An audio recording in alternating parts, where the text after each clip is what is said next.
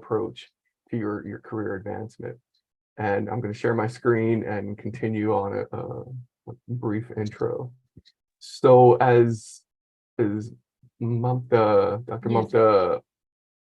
Yes. Mamta Yes. shared, that my background is directing the postdoc office at Harvard Medical School. So a lot of my slides and presentation, maybe even some of my phrasing will be geared towards PhD students and postdocs. But the sense is kind of universal in career development and professional development. And I put this talk together to get you all thinking about this kind of grand experiment on yourself, this grand experiment on your career transition, career development, and using this scientific approach that you all are familiar with, maybe even from primary school into middle school, into high school, into undergraduate. There's this scientific method that we have been taught. And as you progress into master's degree and PhD and to a postdoc and even faculty, you're using this method all the time. It is tried and true. But what I wanted to do in this workshop is phrase the career development alongside that scientific method. So thank you all for your time and attention. All right. I'm just organizing stuff on my screen. All right. So there's a lot going on experimentally, and these are some of the giants in science across history. But one of the things that I wanted to point out is that, as quoted here, the chief trouble in long self-experiment is that one tends to drop asleep and stop breathing, because pictured on this slide are four scientists, or actually six scientists, four groups of scientists that experimented on themselves way before IRB, way before all of the RCR regulations, responsible conduct research regulations. So the Curies themselves, they exposed themselves to radiation while discovering polonium and radium, and eventually died of that exposure. Nathaniel Kleitman lived for 32 days in Mammoth Cave to study changes in circadian rhythm. And Mammoth Cave is the largest cave system in the United States, if not the world, and located in my home state of Kentucky. The Haldanes tested diving compression effects on their own physiology, and in separate experiments, they also drank hydrochloric acid. And Isaac Newton stuck a needle in his eye to observe visual distortion. So the kind of experimentation we're talking about today isn't as extreme as these scientists from years ago, but it's experimentation on yourself and experimentation on your career professional development using that scientific method that you have all been trained in. And by the scientific method, I'm going to start very basic. You're asking questions, making observations, you're doing some research, you're formulating hypotheses, you're testing those hypotheses and experimenting, trying to find some answers and some data to those questions and previous observations. You're analyzing and making conclusions based on the data and the evidence in front of you. You're sharing what you've learned, you're reporting out, because the things that you observe, the things that you're asking questions need to be verified, not just by your own evidence, but also through and by others in the community, in the field. And eventually, you're going to repeat the entire process. So you can prove to yourself and others that your experimental results on yourself, on your career development, are repeatable and they are reproducible. All right, so I'm just breaking it down into these steps in the scientific method and making sure that you all are thinking in a way that is kind of systematic, because one of the things that I've observed, even in myself, but in scientists that I've worked with over the last 15 to 20 years, because we as scientists, me as a former scientist, you all maybe as current scientists, learn a systematic process of observation research, hypothesizing, experimentation, analysis, and sharing, right? Everything I've talked about in that previous slide. However, when facing a problem unrelated to research, unrelated to science, we scientists abandon that scientific method, especially when those questions and problems that we are facing need to be applied to processes outside of research, right? But we need to apply this process to career advancement, professional development, and the little nuances and issues and problems and barriers that we face as we progress through our research career.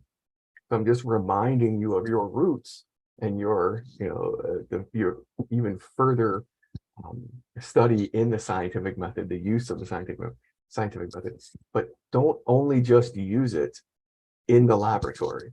Use it everywhere that you meet a problem or a challenge, right? And I'm just breaking out basically the career development, career advancement transition process into sort of the steps of the scientific method.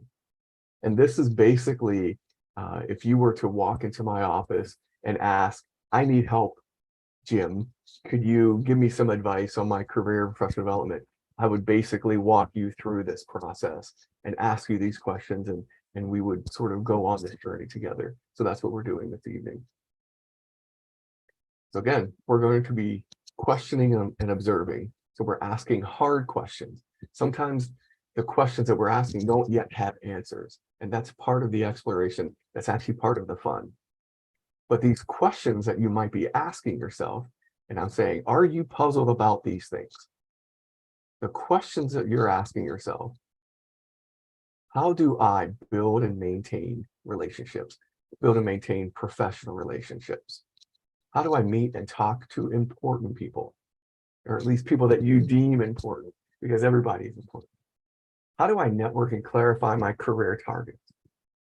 How do I showcase how do I showcase my diverse skills and interests? How do I get on people's radar? How do I stay on their radar? How do I network? How do I get my message and vision across? How do I clearly convey a compelling career trajectory? How do I tell good stories about that? And eventually, you're asking yourself, how do I identify next steps and transitional opportunities? So you're asking yourself these questions. These are hard questions. And there's probably a million other questions that you're thinking about and formulating. These are not the end all, it's not a comprehensive list of career questions.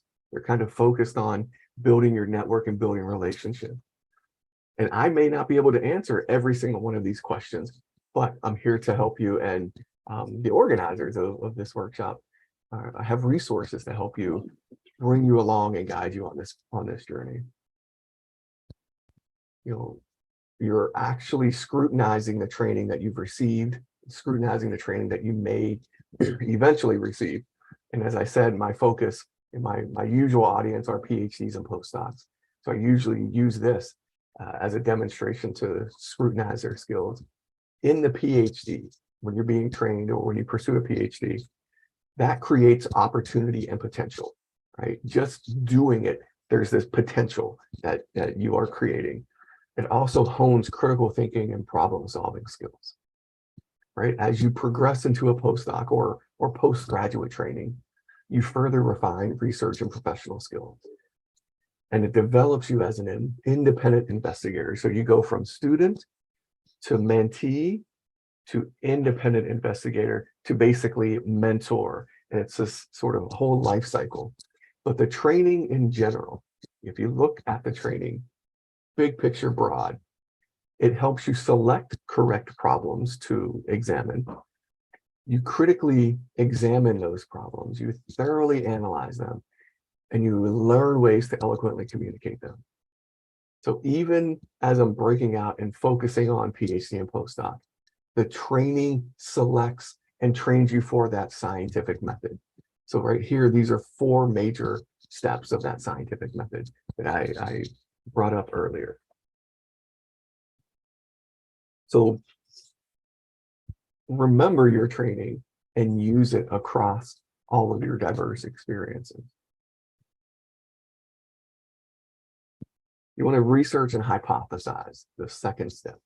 And basically what I mean by this, as part of this career exploration and career transition, assess what you know. What is the truth? What is verifiable? Information gather, but assess what you know. And does it make a good fit? And is it a good time to reach out? Is it a good time to transition? You want to study your situation, have a bit of situational awareness. In an ideal situation, professionally, you will have an activated network, a clarified career target, polished career story, and honed marketable skills, those transferable skills, those soft skills that were mentioned earlier. Personally, but still within this realm of academia or realm of science and research, you want to prevent analysis paralysis, where you may be faced with so many options or so many questions that you just sort of stop thinking. The other thing that provides or brings up analysis paralysis is that you have one single decision to make, but it has so many implications, right? And then you just end up gathering information, and just delaying that decision. That paralysis just stops you from moving forward. What you want to do is prevent that as much as possible by building a team around you, not doing it yourself. You want to be setting realistic expectations for yourself and others. You want to be building resilience and utilizing that resilience to bounce back, and not just bounce back, but also bounce forward and advance as you face challenges. And in your projects, in your science, in your research, whatever you're doing, you want to be as active as possible to establish deadlines and stay to deadlines, so you don't have mission and scope creep and you just keep doing the thing that you're supposed to actually be putting to bed and transitioning from. You want to have completed achievements. You want to have improved and really good mentor engagement, right? And for many of you on the Zoom, myself included, at some point in my academic training, none of this was true, right? I didn't have an active network. I didn't have clarified career target. So the idea is that you're recognizing the situation that you're in. If one of these things, or if it's not listed, if something is not in moving in the direction or in a situation that is positive and moving forward, you need to recognize that and build a plan and maybe even a team around addressing those. So study your situation, have situational awareness. This is an idealized slide, but we all know on this call that we can't probably have all of these going on in the positive direction all at once. The idea is that you're working on each one of these as they come up and not sort of spiraling when you have a negative interaction or find yourself in a negative situation.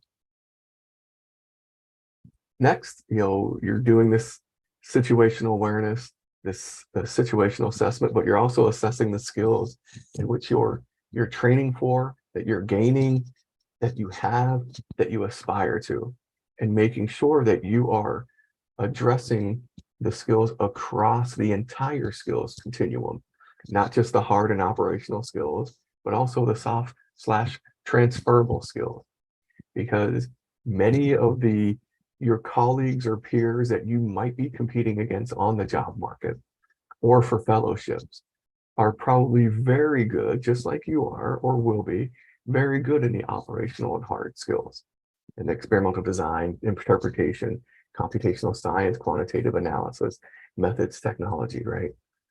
But it's on the right-hand side of this continuum, the soft skills, communication, teamwork, management, leadership, vision, that will actually set you apart and put you maybe ahead of some other candidates. If you're paying attention to all of the skills, but making sure you're honing and using those transferable skills, it's going to set you apart. And these questions at the bottom are self-reflective, but sometimes the answer is, yes, I just need to work on it.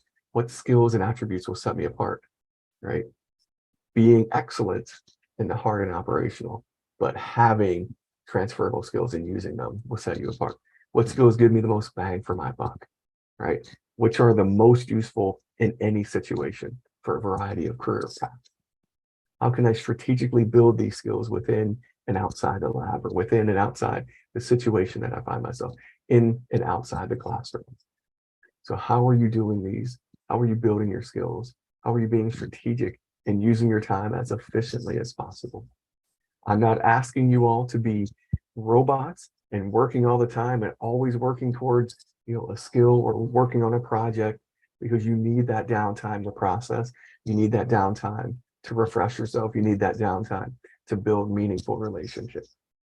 But when you are at work, or when you are in that mindset of growth, are you using your time efficiently? And then conceive your training purpose, right? What's the purpose of the thing that I'm doing right now? Or what's the purpose of my undergraduate? What's the purpose of my master's, PhD, or postdoc? My argument would be the purpose are to gain independence through funding, research, collaboration, mentoring, supervising, relationships, right? It seems counterintuitive that you're growing in independence while actually growing your relationships, right? So, but you are seen as a uh, as a as a brand, basically your professional identity. You have a reputation, right? You build relationships. You have a vast network that is quite active. You are becoming an expert in your technology, technique, in your field, in your area. You've identified a vision for your career, for the next steps, for the next stages. You have a plan. That plan has to be flexible, but you have a plan and a vision that you're working towards, knowing that life happens, that research happens, serendipity happens, right?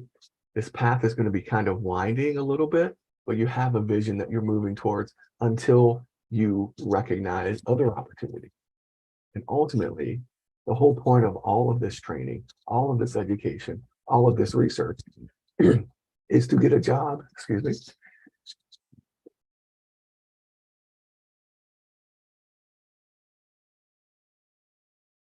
is to get a job that gives you a nice, satisfying fit. It could be for the rest of your career. It could be for the next 2 or 10 years, but you're leveraging all the skills that we've talked about. You're leveraging all the situational awareness. That next step, that next job is satisfying. And then you continue to grow. You gain more independence. You build a further professional reputation. You maybe create a different vision for your future. And then you transition again. Then you transition again, right? It's a slow but iterative process that you will be doing kind of the rest of your career.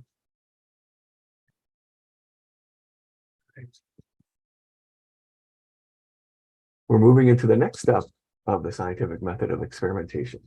And this phase, to me, along the career development path, is getting to know yourself and others. And how do you do that? By talking, but also being self-reflective, understanding what your skills, interests, and values are, and how they relate to others, but also how they relate to the work that you do and the work that you will be doing. Skills, what are you good at? Right? What skills have you gained? Maybe what skills are you missing? What would you like to be better at? But what are you good at? What are the skills that you're good at? Interests, what do you actually enjoy doing? Because you might have a lot of skills that you're good at, but you may not really particularly draw joy or enjoyment from them. And if that's the case, you might look at the other skills that you want to gain and learn and begin to enjoy those or follow that interest. And values are, things, core values. What matters most to you? What are your core guiding principles? And your skills are going to change a little bit. Your interests may change across time. Your core values, while not chiseled in stone, aren't as malleable and free-flowing as skills and interests. So your values, kind of your guiding principles, are kind of set early, but you should evaluate them as often as possible to make sure that those guiding principles are still very useful to you and actually true to your core essence. And when you're assessing yourself like this, being self-reflective, trying to minimize your blind spots, you're basically analyzing your activities, ideas, and your motivations of doing anything that you want to do. you're affirming your strengths and competencies, but you're also providing awareness to yourself and maybe others of weaknesses or gaps in your training and education. And being aware of those is not a weakness, right? Being aware of those is actually a strength, because now you know where your gaps are, where your blind spots are. You can begin to shed light on that. You can begin to put effort towards growing those skills that might be gaps or what you might consider weaknesses.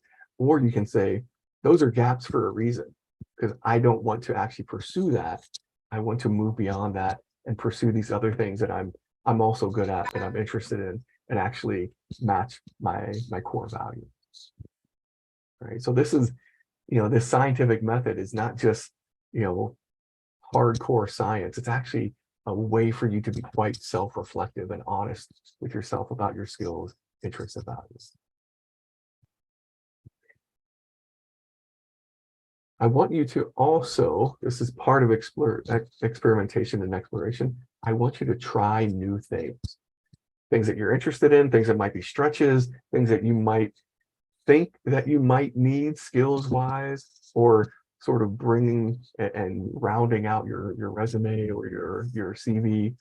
Trying new things, right? What do you like? What sticks, right?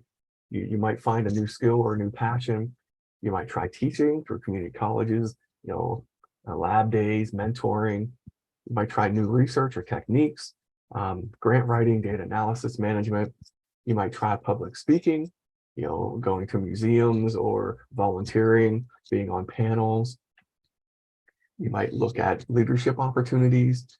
You might think about influencing or writing or being a policy analyst through your government or your local government or international.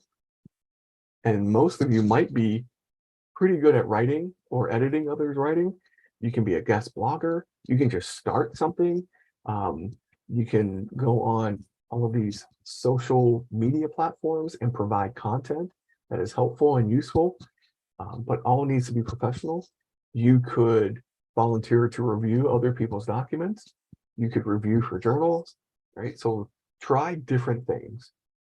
You might find that you're good at them. You might find that they're interesting, or maybe as important as following passion is realizing that you have no interest in this, but you've tried it, right?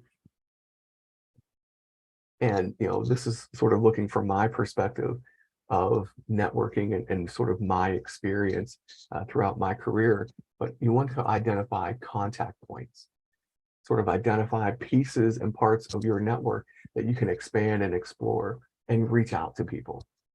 And that starts with you right at the center, and you are at the center of a vast network, whether or not you realize it, right? You have, if you've gone into graduate school, you have at least 3 aspects academically of undergrad, PhD, or master's, postdoc, right? And then you have alumni of those schools and universities or laboratories or departments. You have alumni of the graduate school that you went to, the university that you went to. You have alumni of the undergraduate. So you start with you, one person, and then within a few steps, you literally have thousands of people that could potentially be contact points and network, and within your vibrant network. You continue to step further and create space. You have professional relationships that you're building and that you maintain throughout your career. You have personal relationships. You have virtual relationships, which continue to grow because of the use of Zoom now and all these virtual conferences and workshops.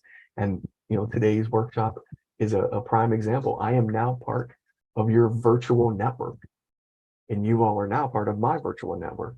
And don't forget, casual relationships, those sort of, maybe seemingly unimportant people you walk past every day, but these are potentially contact points. In these personal relationships, I'll share a quick story. My mother-in-law, was at a hair salon getting her hair done, and she was sitting next to somebody. They struck up a conversation. And this is when I was a postdoc at the National Cancer Institute within the National Institutes of Health, right, our NIH. And she struck up a conversation, and we are in, my mother-in-law is in the DC area getting her hair done. strikes up a conversation with someone who works in the Office of Intramural Training and Education at the National Institutes of Health. She says, hey, I know, you're at the NIH, that's neat. My son-in-law is a postdoc there. And they continue to talk. And it's because I shared with my mother-in-law as much as I could about the work that I do. I moved to the area for that specific reason. So I was, she's that personal contact that actually led to a professional contact. So they followed up. She actually grabbed a business card when business cards were still in use, shared it with me. I followed up with that contact from the hair salon. She put me in contact with her boss, who was the director of the Office for Postdoctoral Services and the OITE of NIH. We became friends. She became a mentor. And then eventually she became a reference for the job that I currently hold right now. And now we are professional best friends. Every conference we go to, we sit down. So don't discount those other relationships that you have. Don't only concentrate on the ones that you think are going to pan out academically. Pay attention to everyone. It takes a lot of energy, it takes a lot of effort, but make sure that you're cultivating and maintaining all of these relationships. You can remind yourself, you can set calendar reminders, say, okay, I need to follow up with this group of people, or every Friday I'm going to do this. Right after the FABA Friday workshop, I'm going to follow up with my network, right? And not to belabor the point, but just about anyone and everyone you meet can be added and maybe even leveraged within your professional and career network. Okay, don't discount that fact. Again, in serendipity, luck has a lot to do with it.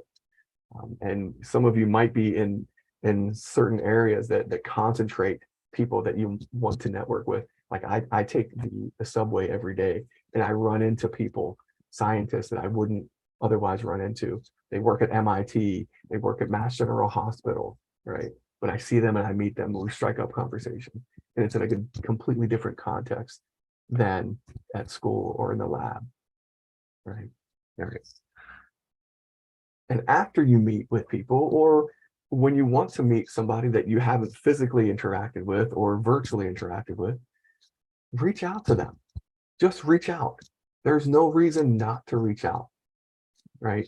Don't stop yourself from reaching out because you don't know someone. However, when you do that, basically turning a cold contact into a warm invitation, right? Turning a cold call into a warm invitation, a warm email, a warm outreach. And when you're doing this, right, say something, include something personal or professional, but verifiable. For instance, you saw them speak at a conference, you saw them give a talk, right? So-and-so, a friend of yours or colleague of yours had interactions with them. Say something that is nice and is true, right?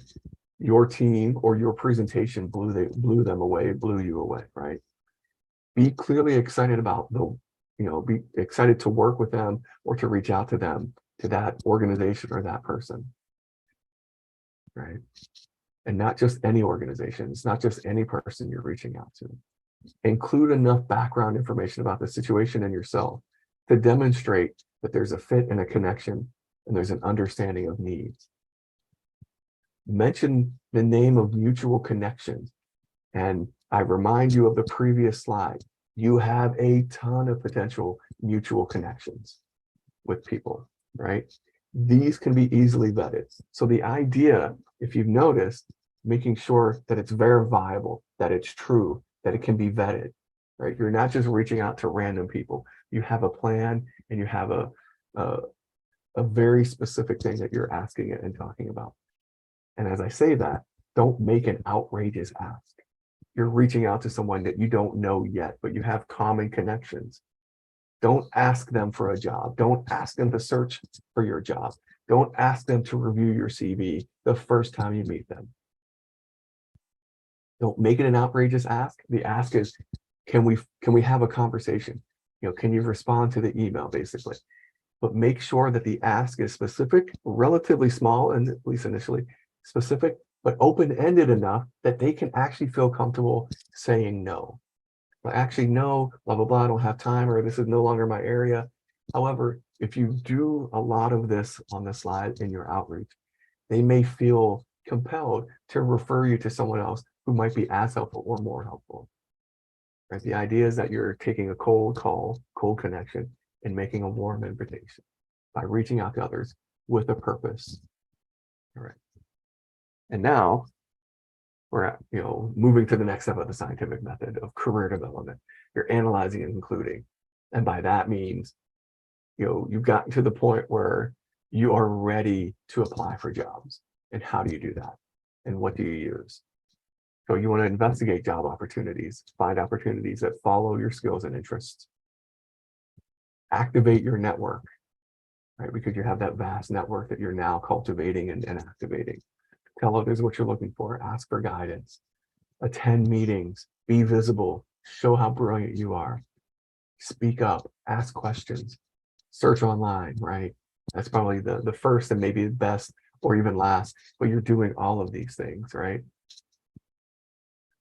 You're looking at job ads, you're understanding them, you're trying to break them down, you're understanding the minimum qualifications that they're asking for. Education years, experience, skills, right? You're looking at preferred qualifications, and you want to try to meet those preferred qualifications if possible. You're paying attention to keywords, relevant keywords, those hard skills, right, that we talked about in that skill slide, the soft skills, the transferable skills, right? You're paying attention to that, because some of the mistake often made are postdocs, graduate students, only reading the job ad to say, I have this scientific technique, I have this technique, I have this technique, and then writing cover letters that only talk about the science, the technique, rather than how did you do it? With whom did you do it? Did you do teamwork? Was it independent? What other skills and transferable skills did you demonstrate while you were, doing these things and projects? And then try to know as much as possible. Again, there's a limit to this, the time, effort, and also just a limit to information. But know enough about the organization or the field or the area that you're moving into. Do your homework, read the instructions in the job ad. And sometimes the job ad itself has a paragraph or two just about the department or the company or the organization. They're trying to share as much information. So that's where you vet your values, your interests with them, right? So it is a little bit of a give and take. We want to find opportunities, understand the specific job advertisements within those opportunities at company. You want to update your CV and or resume. And I want to say this clearly, that purpose of your resume and CV impacts the style. If you're applying for academia or faculty positions, right, it looks different. If you're looking for a promotion, it looks different, right? So what you are actually writing and drafting these documents for really impacts the style and the information you ultimately put in. Industry research, that CV or resume looks different than an academic faculty CV. If you're looking into nonprofit or entrepreneur type positions, it's going to look a little bit different than if you're going for promotion. Postdoc, residency, science adjacent, right? Non-science business fellowships. It might even be a different document. In the US, if you're looking for a fellowship, they might ask you to develop and draft a bio sketch rather than a CV. Even though they contain the same information, they're formatted completely different for different reasons. And the more you know about this, the better. A CV is not a resume. They're not equal, even though I and others use them interchangeably. A CV is not a resume. Resume is not a CV. A bio sketch is neither, right? And even, regardless of the document you draft, it only gets you an interview. It will not get you a job, right? The whole point is to put you on paper to get them interested, to ask you for an interview. And like I said, on the left-hand side, one size does not fit all. You might have different documents or different versions, or you might tailor it to different jobs. The job ad will guide you. Make sure you're reading all of the application instructions. Avoid unforced errors, right? Spelling mistakes, formatting errors, misnaming the institution, right? Addressing it to the wrong person, right? Try to avoid those as much as possible. And you can do that by having others read your document, and they can point those out, because there's no bigger blind spot that I have, at least personally, than reading my own writing and saying that is the best thing ever written in the history of mankind.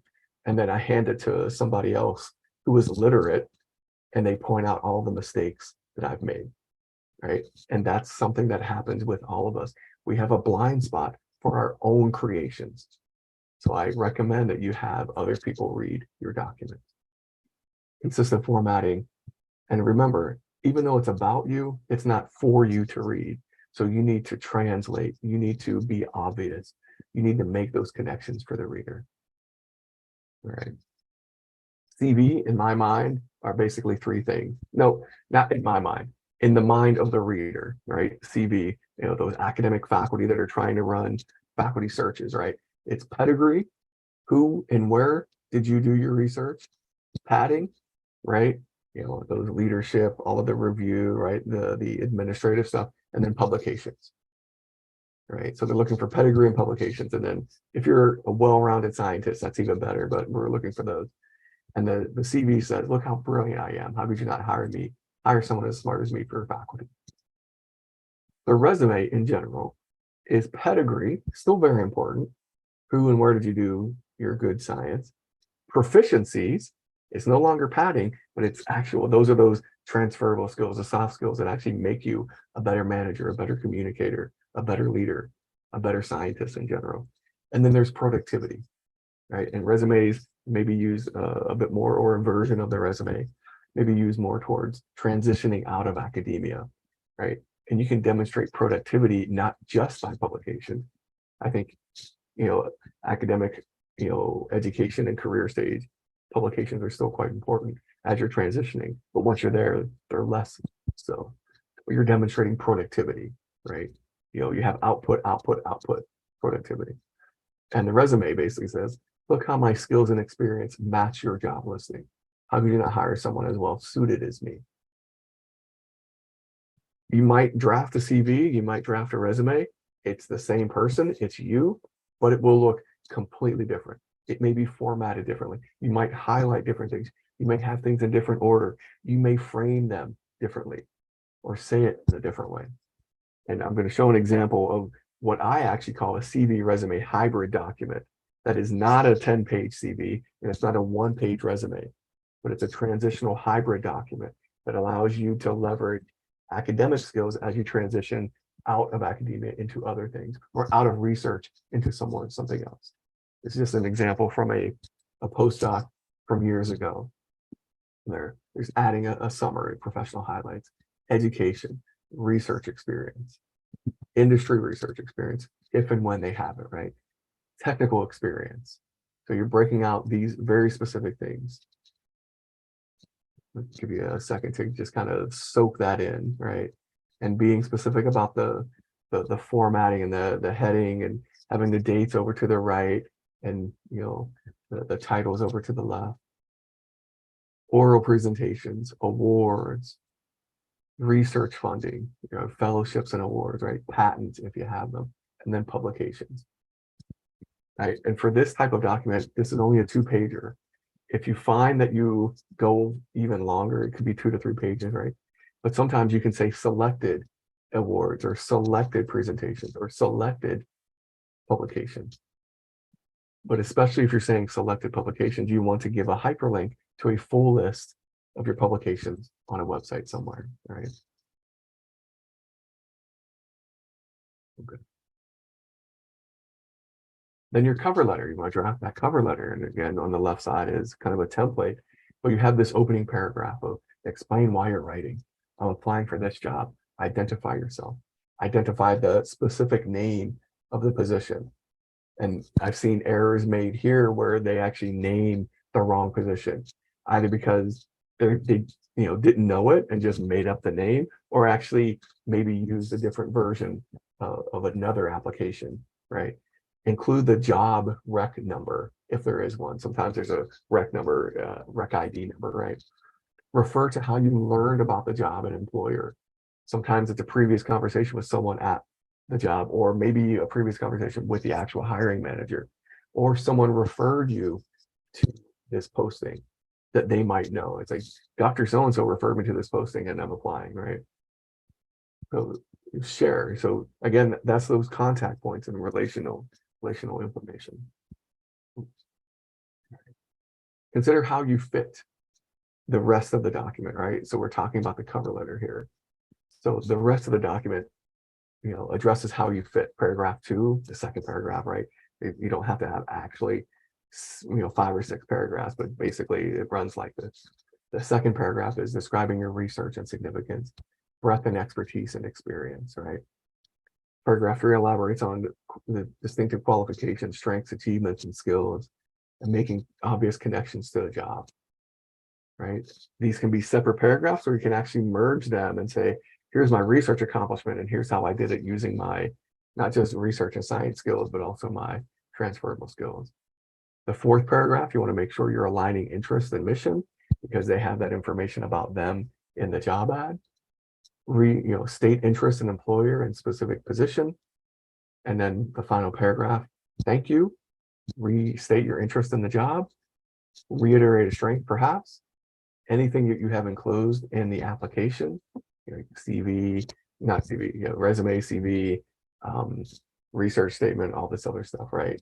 But basically the final paragraph is a thank you. I look forward to hearing back from you. Let me know if you have any questions for me, right?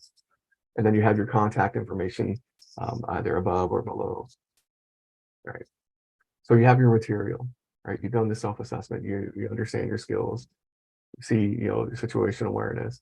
Now you begin to share and report everything that you've learned and know, but also are interested in your work, in your career, and the next stage. Share report, meaning that you're now interviewing for jobs. You're creating PAR stories, problem, action, result. So what you're doing, when they ask you questions, you don't want to go in completely cold and make up things on the spot and think of things that you've done in the past. What you want to do is practice ahead of time, because we know most, if not all, of the questions they're going to ask you in interviews. You can just Google interview questions, and the top 10 are basically just the iteration. You'll maybe be asked 100 questions, right? But they're all iterations of the same 5 or 10 questions. So you know what types of questions they're going to be asking you. So you want to describe your experiences as systematically as possible, right? We use that scientific method. We're trying to be systematic, but natural in our delivery. But ahead of time, most of the questions they're going to ask you. So why not develop stories ahead of time? Stories that describe problems and challenges that you faced, right? And it's specific to you, right? They don't really care what your current mentor is doing specifically.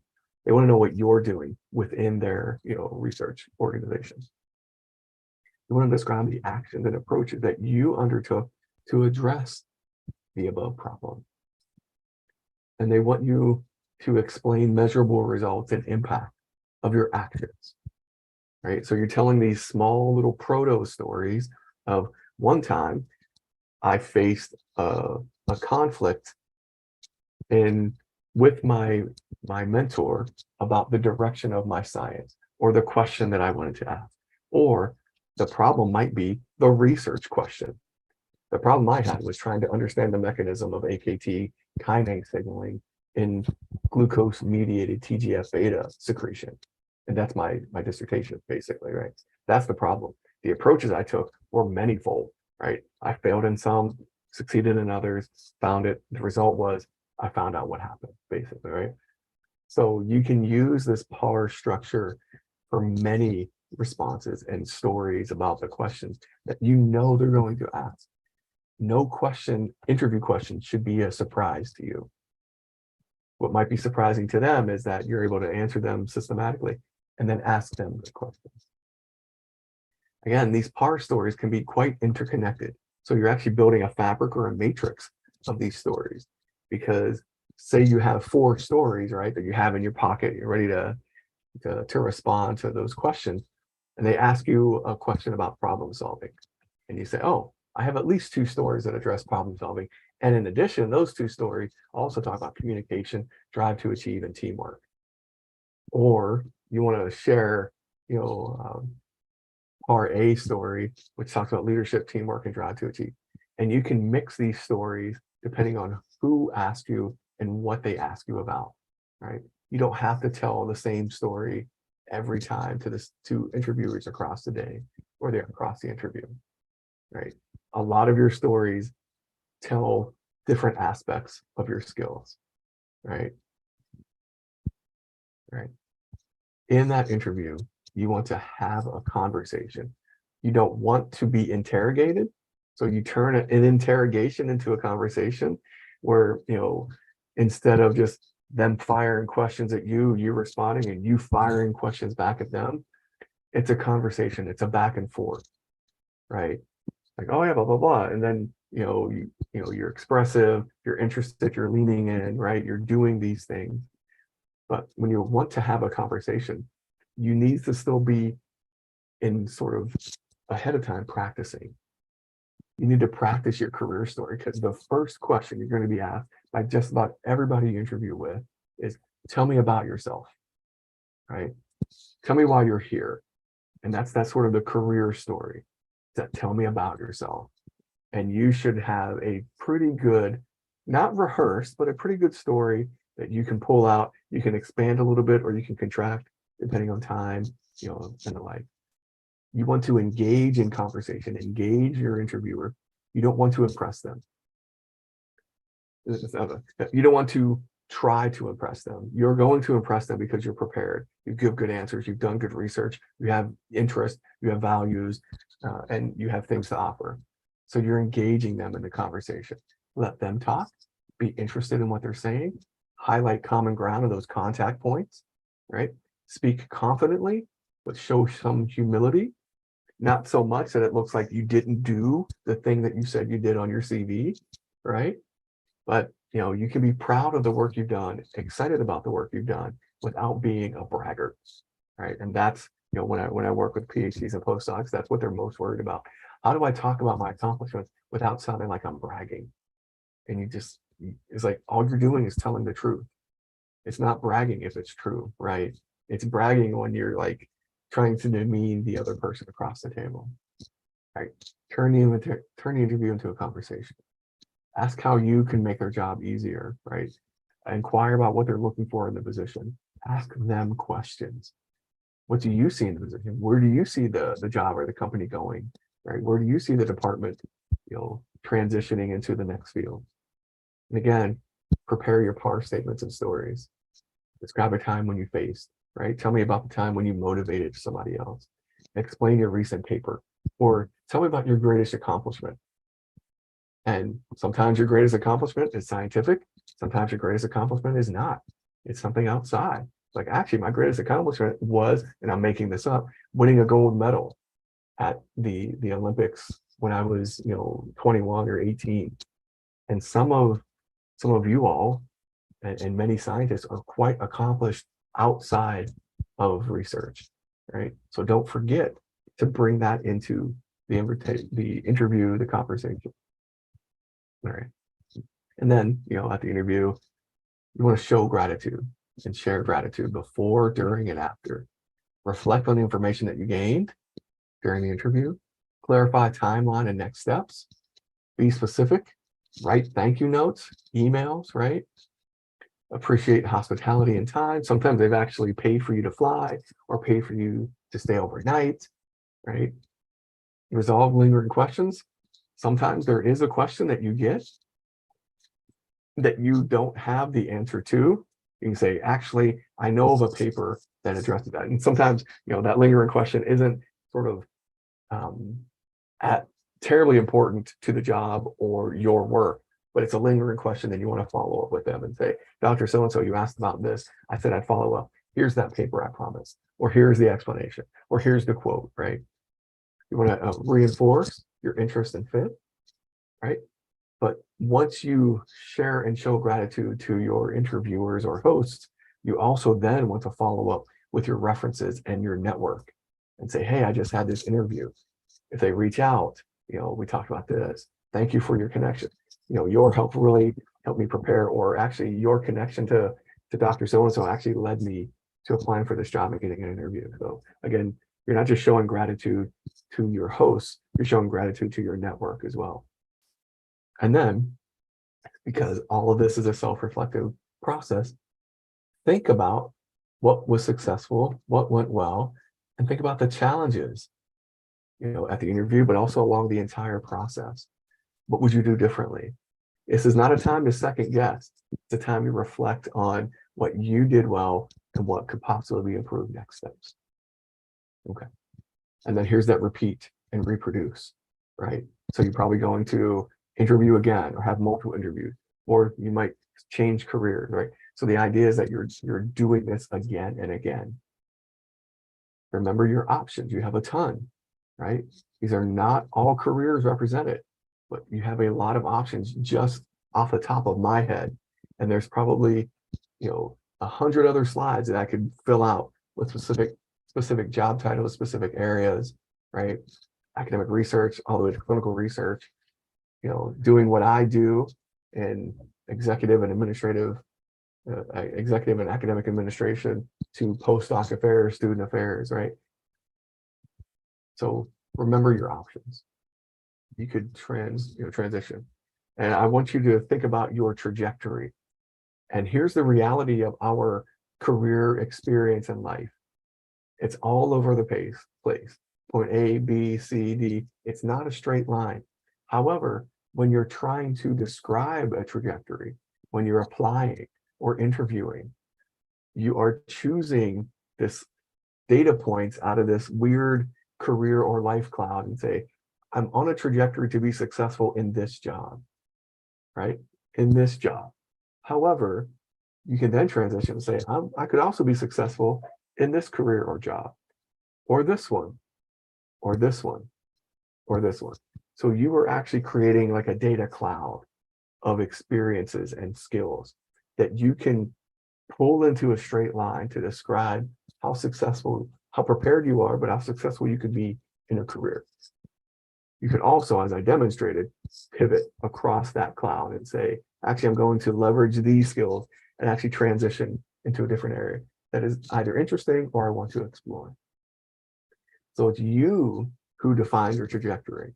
It's not your skills, because you have actually developed a cloud of skills that are quite transferable across many types of careers. And you want to try to replicate your success by creating and making smart, what I call smart AF goals, right? SMART being specific, measurable, achievable, relevant, and time-bound. And I'm adding the AF because it has to be super good, right? A standing for accountable, right? Because you can make the best goal, you can be very clever, you can be very organized, but if you haven't built accountability in there, you might not stay on task. You might just sort of fall off. The F stands for fortitudinous. How will you and your goal remain strong in the face of adversity, right? Because you don't want to have a goal that just crumbles at the first challenge that you face. And you also want to be prepared and resilient, that you don't crumble as an individual when you face the challenge on your goals. So that's a great way to replicate success, by having and developing SMART AF goals. Build in benchmarks and milestones, right? Along the way, celebrate them. Along the way, have smaller pieces of that goal. Share with mentors and colleagues and friends and loved ones. They are cheerleaders. They will also help you stay accountable. Anticipate and learn from challenges. Review and celebrate completed goals. Also review and celebrate benchmarks and milestones. Use the scientific method, right? You have an iterative, methodical process that will help you solve problems, and repeat the process. This is all iterative. You're not just going to do this once. You're going to do it again and again throughout your career. So come back to the bigger picture of the scientific method. Even children and babies know the scientific method.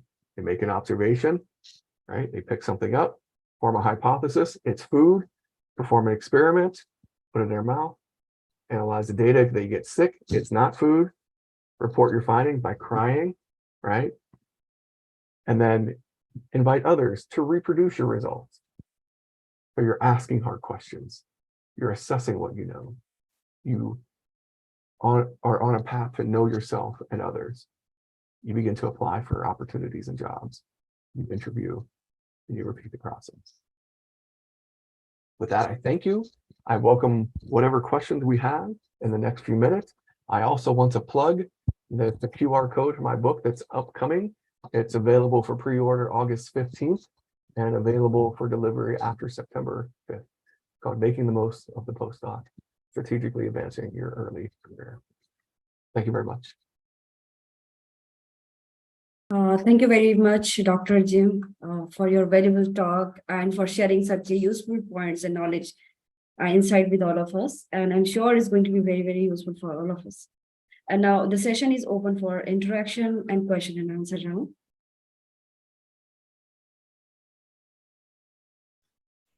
Yeah. Now we are looking forward to active participation from the participants. So please ask question, interact with Mr. Dr. Jim. Yeah, before anyone starts, thank you so much, Dr. Jim. It was really insightful presentation from you. So I have one question. So how, if at all we are going with the table that you have shown, the matrix table where PAR 1, 2, 3, 4, 5, ABCD are named. And if someone in the interview asks me regarding the leadership or communication and I don't have any PAR related to that, so what should I do in that scenario?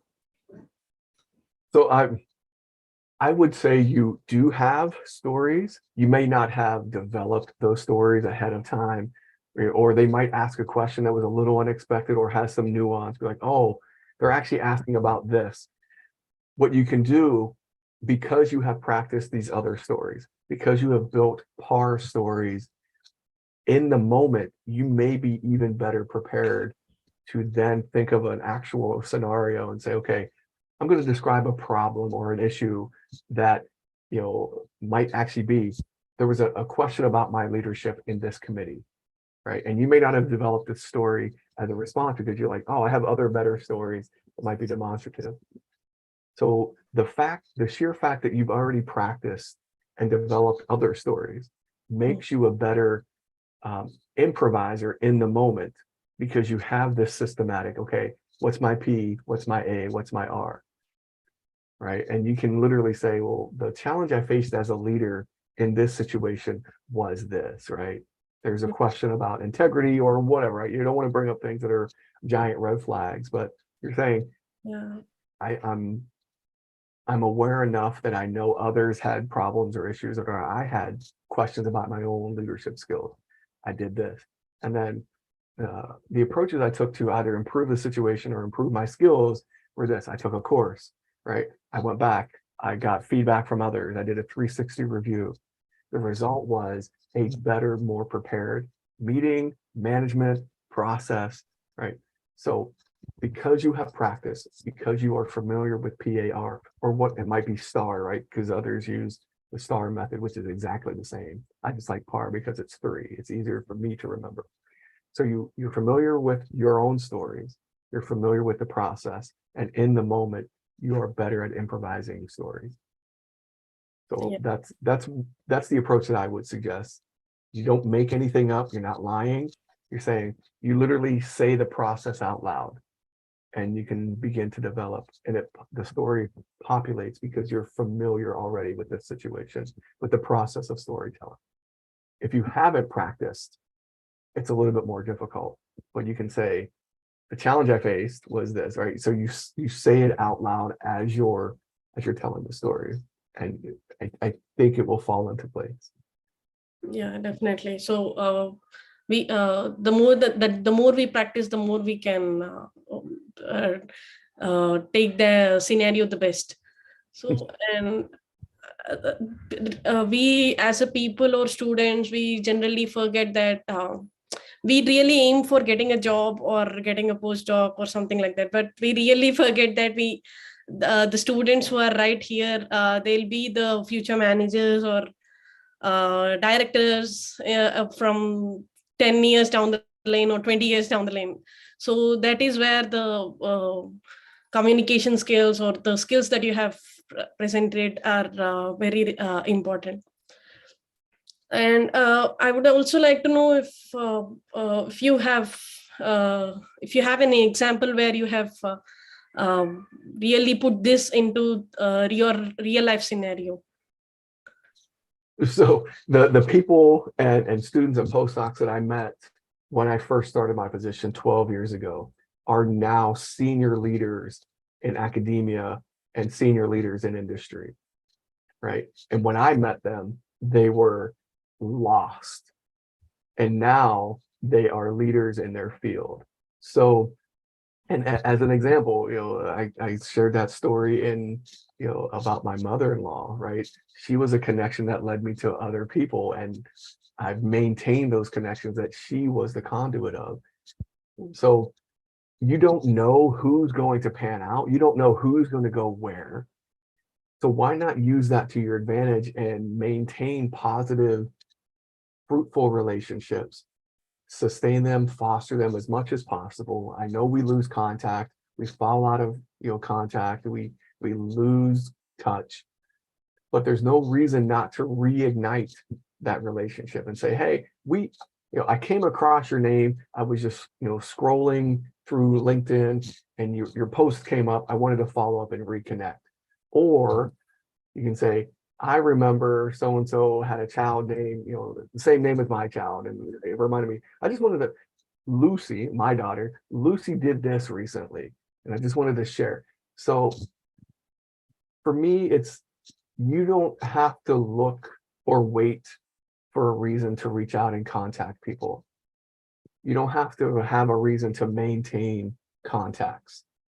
It's in your best interest, because as I said, you don't know who's going to go on to do what and where they're going to end up. So for me, it's better to be as open to those types of relationships as possible early on, and then periodically show up on their feed or reach out to them directly. That's how you do it. And for those students on the call today, it's the same way for you, right? You don't know where your mentor is going to be, or the person you reach out today who might be senior to you right now, but eventually you're going to be a peer. Sometimes maybe even move beyond where they are and be considered a superior or whatever. So you don't know what the future holds. You can only do the best you can with the information you have in the moment at hand. And with that, I say, try to build as positive and robust a relationship as possible. Great. So we have some appreciations, and there's a question from Govindaraju that, in your opinion, what are the key factors that contribute to a career growth? We encourage the participants to please open up the camera and they can directly talk to Dr. Jim. You have an opportunity to meet him now. So that's what he said, like, be visible. So please open your camera and your mic and ask your question and talk to Dr. Jim. I love being referred to as Dr. Jim. I love it. Thank you. Yeah, I think. So what are the key? Mamta, yeah, please take one. No, please take it. Govindaraju is asking, what are the key factors that contribute to career growth? Key factors to career growth is having a growth mindset, being open to opportunities, perceiving challenges as learning opportunities, connecting with people, maintaining contact, looking for connections and looking for points of commonality. A lot of what I outlined in this talk are components of those. So I would say key is maintaining and building a vibrant network and keeping contact, but also not seeing challenges or obstacles as stops, but ways to learn new things. And if you're able to do those two things, which are pretty big, I think you'll be all right. Noor? Yeah, thank you, Jim. Dr. Noor, I think you have a question, right? You have raised your hand. Yeah, thank you, Dr. Mamta. Thank you for that excellent presentation, Dr. Jim. I love the way in which you presented such, it might be a complex concept in a very clear and engaging fashion. Thank you so much for that. Now, what caught my attention is that define your trajectory slide, yeah, where we saw several data points on that training versus time curve, Yeah. and we saw a couple of trajectories on that, right? Now, from your experience, are there any best practices to identify and record such data points, and then later we can analyze those data points and then define certain trajectories? So this might be a very simple response to your good question, but for me is actually just keeping track of the things that you've done and that you're doing. Having kind of a master list of workshops you've attended, of maybe even people that you have met, people that you would like to meet. Hold on a sec. There we go. So keeping track of what you've done and what you're interested in, what you've accomplished.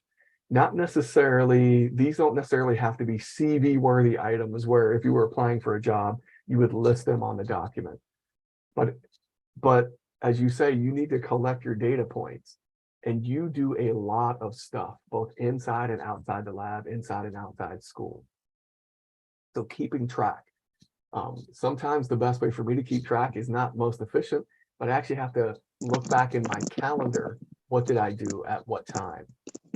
Right, when I'm updating material, like actually I know I did something I've forgotten. So I've actually forgotten more things that I've done than what I sometimes can report. Absolutely.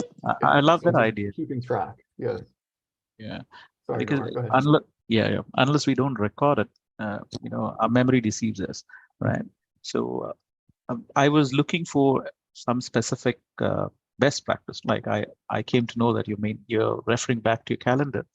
But usually what I did and previously when I was studying or doing things was to keep an Excel file and track all the events and things which I have done, and also record in another column the key points, the key skills which I have gained.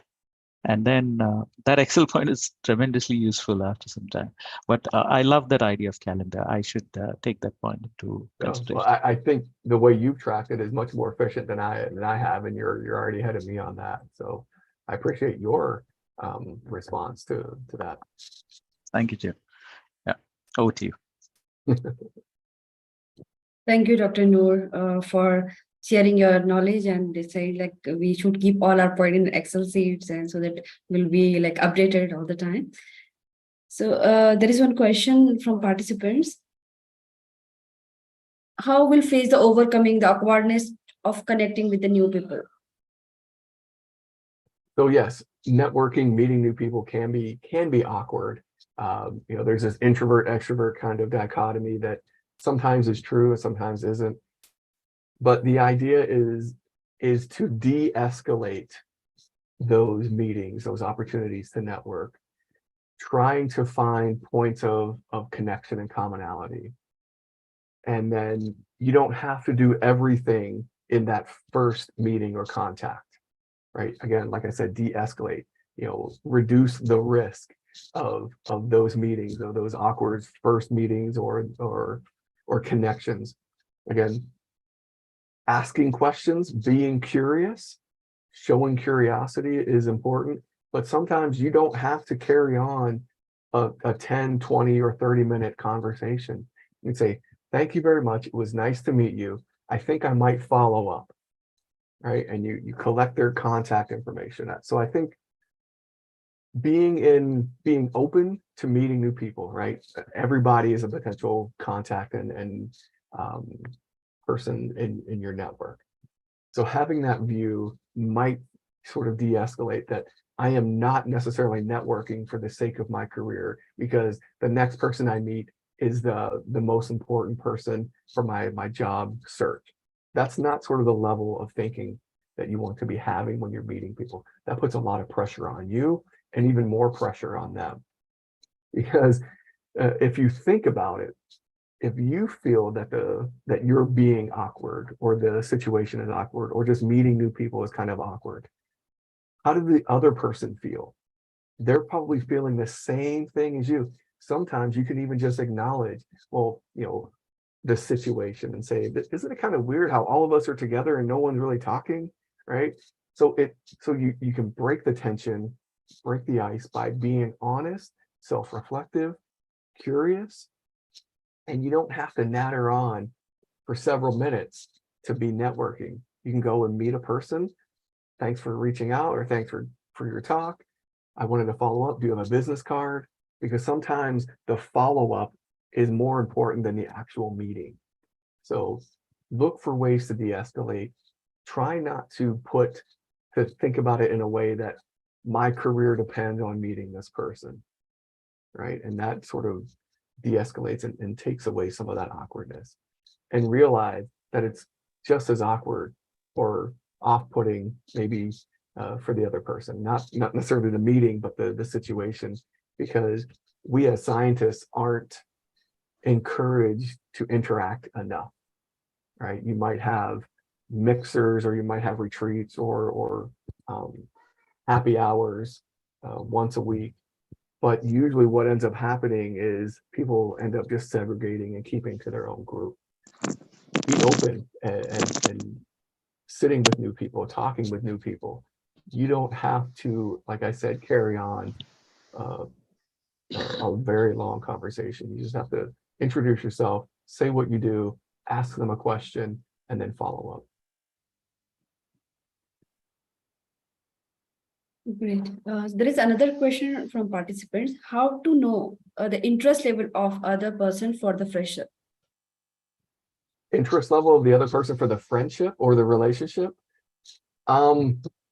If you've met them in person and had that sort of contact, the follow-up will let you know, do they respond to your follow-up? So it's very hard to gauge the interest, but sometimes you can tell by their body language that they're not interested in having that actual conversation, or maybe being in the room at that moment, right? Because downcast eyes, not making eye contact, maybe not shaking hands or whatever. But the idea is to get past that and try your best to continue and develop that relationship.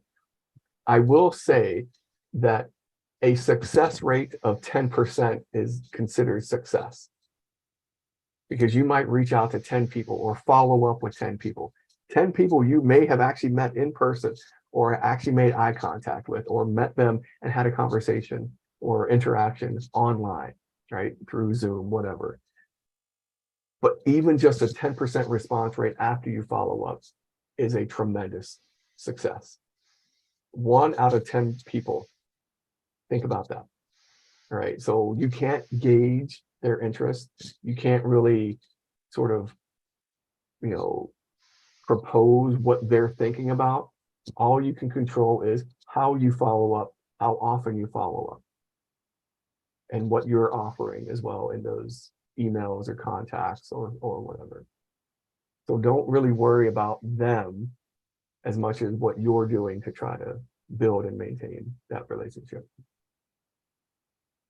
Okay. So there is another question. What advice would you give to someone who is eager to accelerate their career growth or career development, but stuck in their comfort zone? Is there any scientific approach to break comfort zone? Interesting. All right. So how would you build an experiment around getting out of your comfort zone? What would you do? You try different things that are stretches or out or uncomfortable for you. But what you want to do is start with low stakes uncomfortableness. All right.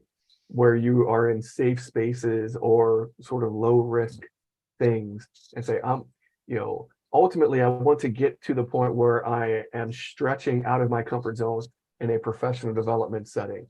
But you might stretch into, I'm going to go bowling with a group of friends, or I'm going to go bowling and strike up a conversation, just whatever, right? I'm going to go do this. I'm going to go to the grocery store and actually greet the cash register person who's running my groceries. So you do small things and you just build up. All right. And as that scientific method, you're getting feedback. You're growing in confidence. You're doing more and bigger things. You're stretching until you are ready for that bigger, maybe more uncomfortable professional or career development or even research progress. Right. So you don't have to make the quantum leap to the thing that you're scared of. What you're doing is circling and getting bigger, stronger, more confident, gaining skills, leveraging those skills and using them. And maybe even after the fact, you can use that progress of I really wanted to get out of my comfort zone, and here's how I did that, could actually be a part story at an interview. How did I grow as a person in order to be confident enough and brave enough to talk to somebody or do something that 2 years ago I would find unimaginable.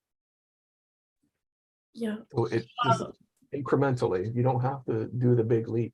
Sometimes the big leap is all you have, but I would try the incremental approach first. Yeah, true. Mom, I would like to add something here, if I may.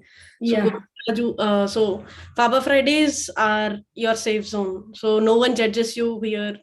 You can speak up and talk, and you can take your baby steps here so that you can take the leap there. So I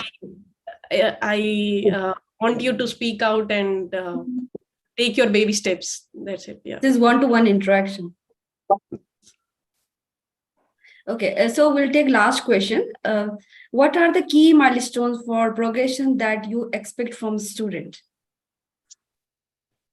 Students or even maybe mentees or those junior, to me, key milestones. It's gonna sound like I'm just sort of recording and just hitting play on all of my responses. Milestones that I'm looking for are critical thinking. Can they face something they haven't seen before and come up with ways, scenarios, or approaches to address that? They don't have to do it by themselves, the actual thing, but can they think critically? Can they view an obstacle as an opportunity? Eventually, right? That's a milestone. When they start, has to grow. They're going to be, underconfident or not confident at all.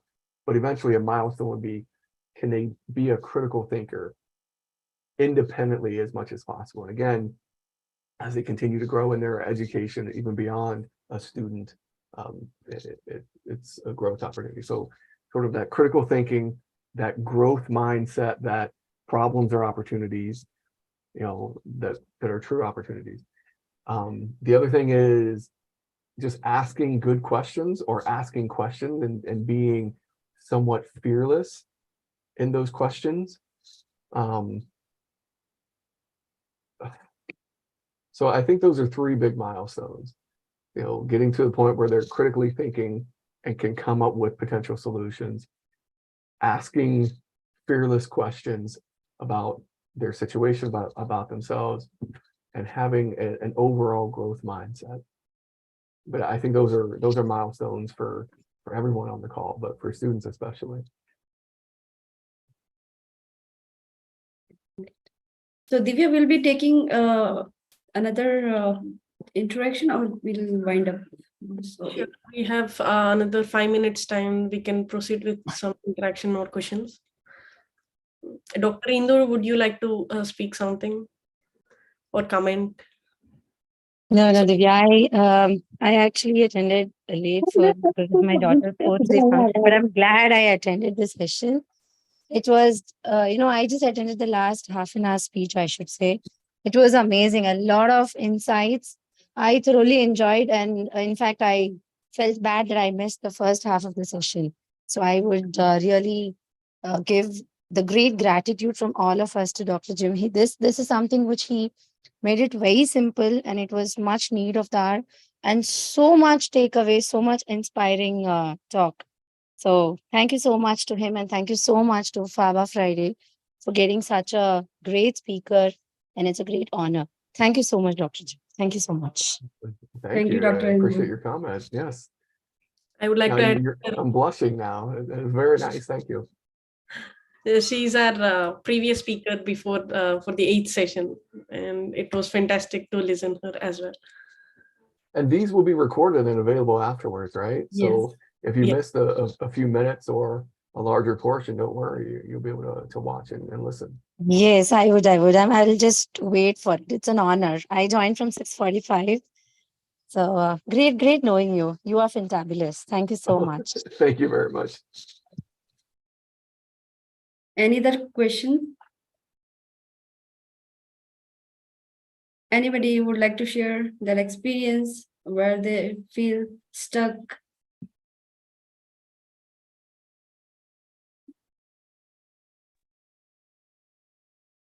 We always encourage participants to open their mic, camera, and speak with us, share their ideas. Hello. Yes, Dr. Yeah. Can you throw some tips for the students?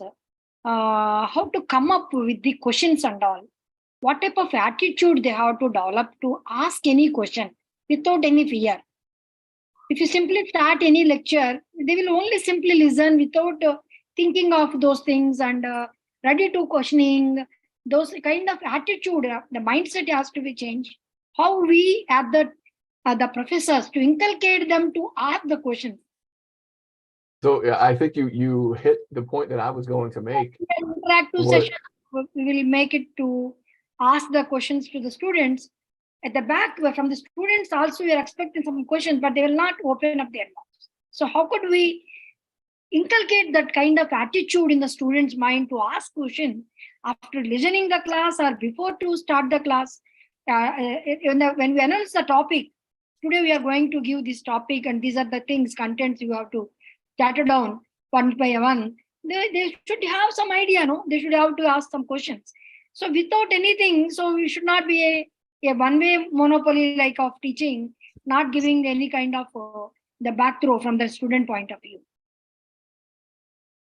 Yes. So I think you hit the point is, how do we get students, or how do students develop good questions?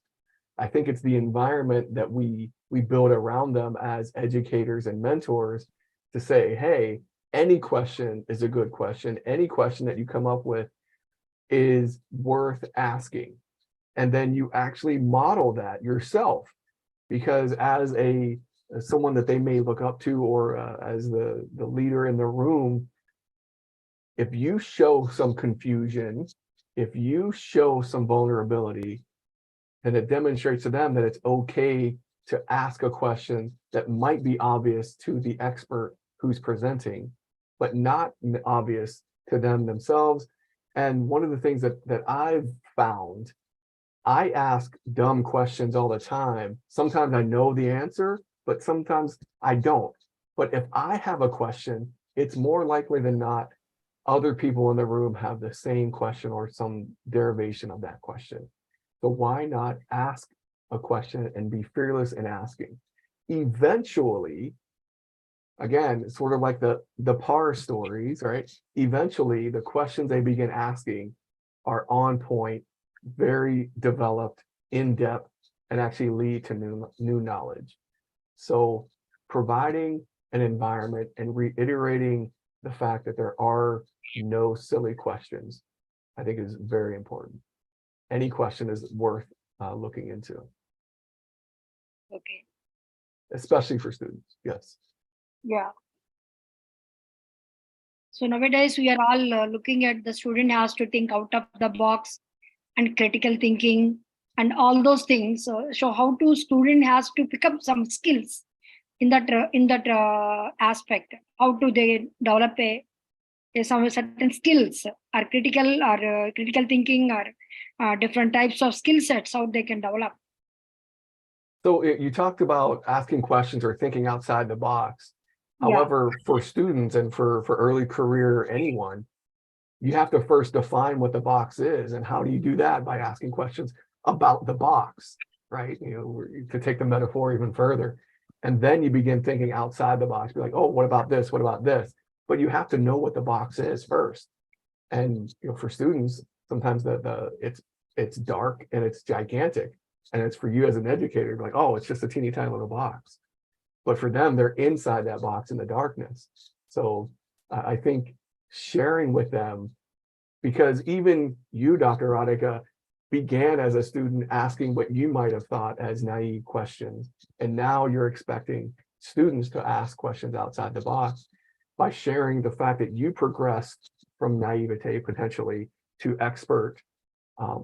That's part of learning and growth. And again, role modeling some of that is going to encourage your students to follow your path. Thank you very much for our. You're welcome. Thank you for the question. Thank you, Dr. Radhika. Kasturi?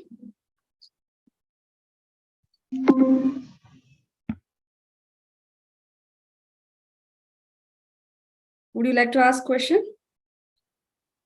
No. I don't have any question at the moment. Yeah, it was a nice session. All that I could say is thank you so much, Jim. Great.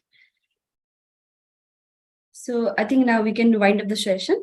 So before, Are you recording all these sessions and for posting yes, in? ma'am. We are recording all the sessions. So be there in the FABA website. There would be there. All those recording sessions will be.